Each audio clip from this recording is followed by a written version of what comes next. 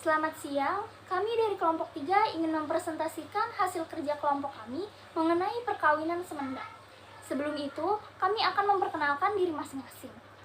Saya Anggi Anggraini sebagai moderator. Saya Arni Sabila. Saya Dwi Cahyono. Nama saya Dinovianti. Nama saya Fitri Dwi. Nama saya Ika Devianti.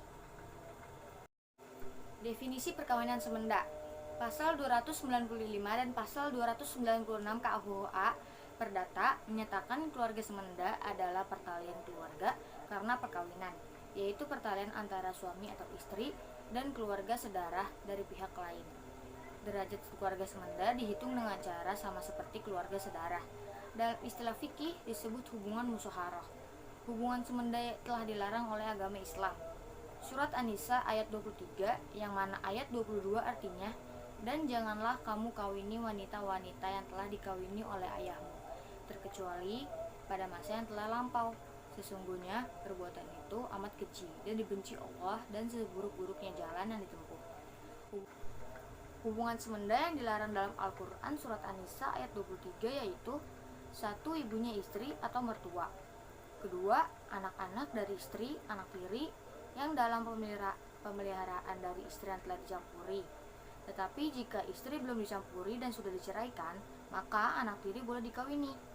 3. Istri dan anak kandung atau menantu. 4. Dua perempuan yang bersaudara pada masa yang sama. Hubungan semenda artinya adalah setelah hubungan perkawinan yang terdahulu, misalnya kakak atau adik perempuan dari istri. Adapun penjelasan mengenai pertalian kerabat semenda sebagai berikut. A. Dengan seorang wanita yang melahirkan istrinya atau bekas istrinya. B. Dengan seorang wanita bekas istri, orang yang menurunkannya. C. Dengan seorang wanita keturunan istri atau bekas istrinya, itu qobla al-dukhul. D. Dengan seorang wanita bekas istri keturunannya. Dampak yang ditimbulkan apabila terjadi perkawinan. Larangan perkawinan umumnya disebabkan adanya hubungan kekerabatan. Misalnya adalah seseorang dilarang kawin dengan calon pasangannya karena nasab atau keturunan dekat, atau periparan seperti kawin dengan ibu tiri, menantu, dan anak tiri. Perkawinan antara dua orang yang masih memiliki hubungan darah yang dekat dianjurkan untuk dihindari. Hubungan ikatan-ikatan tersebut membawa konsekuensi terhadap kedudukan pribadi seseorang sebagai anggota keluarga, kedudukan anak terhadap orang tua dan sebaliknya, kedudukan anak terhadap kerabat dan sebaliknya, serta masalah perwalian anak. Selain itu, besar kemungkinan penyakit keturunan yang ada di dalam keluarga tersebut akan muncul dan menurun kepada anaknya. Berikut ini ada beberapa resiko yang bisa terjadi. Yang pertama yaitu menderita cacat lahir yang serius. Contohnya seperti kelainan jantung bawaan, kaki bengkok, bibir sumbing, dan Down syndrome. Yang kedua yaitu ada gangguan mental pada anak. Yang ketiga, kelainan resif autosomal yang diakibatkan adanya penyatuan dua gen abnormal.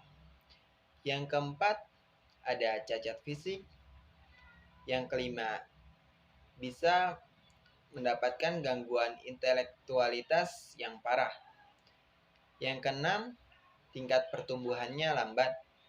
Yang ketujuh, kanker. Dan yang kedelapan, sistem kekebalan tubuh yang lemah hingga membuat anak tersebut jatuh sakit. Dan yang terakhir, dapat beresiko tinggi mewarisi penyakit yang diderita ibu dan ayahnya. Terima kasih, selanjutnya akan dilanjutkan oleh rekan saya. Peran orang tua dan masyarakat dalam menangani permasalahan tersebut. Yang pertama, peran orang tua. Peran orang tua sangat penting dalam menangani masalah perkawinan semenda. Orang tua berperan mengarahkan putra-putrinya agar menghindari perkawinan tersebut. Salah satunya itu dengan menjelaskan dampak-dampak yang akan terjadi apabila melakukan perkawinan semenda atau menjelaskan hukum-hukum yang melarang perkawinan tersebut. Peran penting masyarakat dalam menangani perkawinan semenda yaitu dengan cara memberitahukan bahaya perkawinan semenda. dan juga cara menyelesaikan atau memecahkan masalah. Memberikan informasi mengenai bahaya dari perkawinan semenda diberikan kepada pihak yang terkait, baik orang tua maupun anaknya. Dengan begitu, orang tua dan anaknya mengetahui bahaya dari perkawinan tersebut. Selain itu, peran masyarakat juga berpengaruh dalam memberikan pengarahan kepada pihak-pihak yang terkait. Namun, apabila pihak yang terkait tidak bisa diberikan pengarahan, maka dilakukan dengan cara pendekatan secara maksimal. Dengan seperti itu, maka masalah akan terselesaikan. Kesimpulan, Pasal 295 dan 296 KUH Perdata menyatakan bahwa keluarga semenda adalah pertalian keluarga karena perkawinan, yaitu pertalian antara suami atau istri dan keluarga sedarah dari pihak lain. Derajat keluarga semenda dihitung dengan cara sama seperti keluarga sedarah. Dalam istilah fikih disebut hubungan musaharah. Hubungan semenda telah dilarang dalam Islam. Hubungan ikatan-ikatan tersebut membawa konsekuensi terhadap kedudukan pribadi seseorang sebagai anggota keluarga. Kedudukan anak terhadap orang tua dan sebaliknya, kedudukan anak terhadap kerabat dan sebaliknya, serta masalah perwalian anak. Selain itu, besar kemungkinan penyakit keturunan yang ada dalam keluarga tersebut akan muncul dan menurun kepada anaknya. Orang tua dan masyarakat mempunyai peran penting dalam menangani masalah perkawinan semenda, yaitu dengan memberikan informasi tentang dampak dan hukum melakukan perkawinan semenda.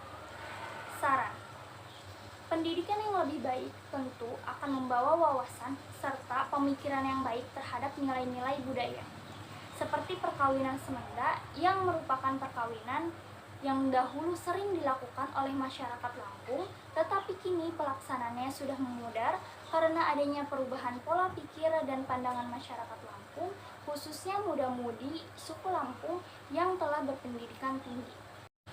Terima kasih atas perhatiannya. Sekian presentasi dari kelompok kami. Kurang lebihnya mohon maaf. Selamat siang.